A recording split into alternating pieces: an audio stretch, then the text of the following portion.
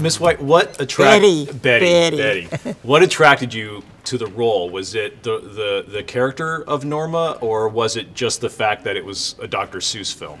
No, it was not the character, but the message, the overall message of the environmental message that the movie sends out in such a pretty way. It's such a pretty to look at movie. It is. But the fact of having to search for trees or find where trees are, we're getting too close to that on the planet these days, and I think it sends out a very meaningful message in a beautiful way. It does, and the character of the Lorax is actually more complex than one would think. Yes, that's Dr. Seuss. Yeah, for somebody who didn't have any children of his own, it's kind of amazing how more complex his books really are than one would think when you're reading them. That's right, and I don't have any children.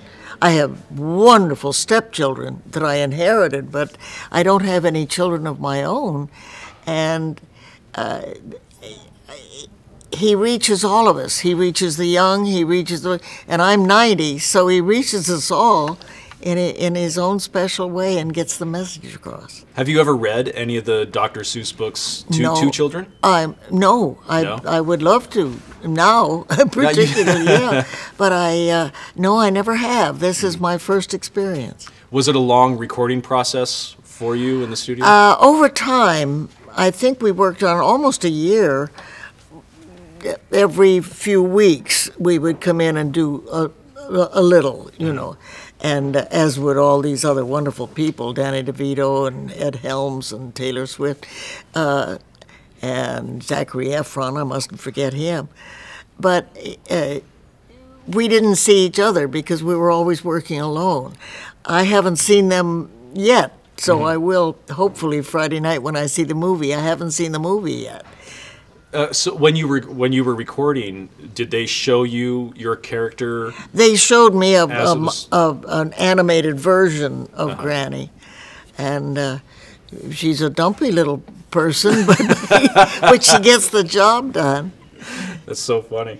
What do you think kids will take away from the Lorax? I think they'll take away more than they realize. Maybe I think they'll get the fact that, you know, we've got to save trees and we've got to do all that.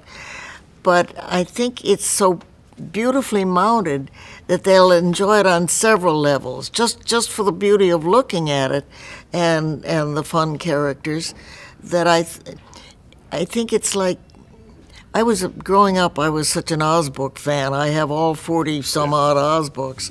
And I got more out of the Oz books that carry me through today, that L. Frank Baum and Ruth Plumley Thompson and the various subsequent authors, they'd get these messages across, and we never really knew we were getting a message. But through my life, I find myself saying, I know where that came from. And I think The Lorax is very much that. Well, it's a great movie, and you were wonderful in it. So thank you. Looking forward to having it in theaters. Appreciate that very much.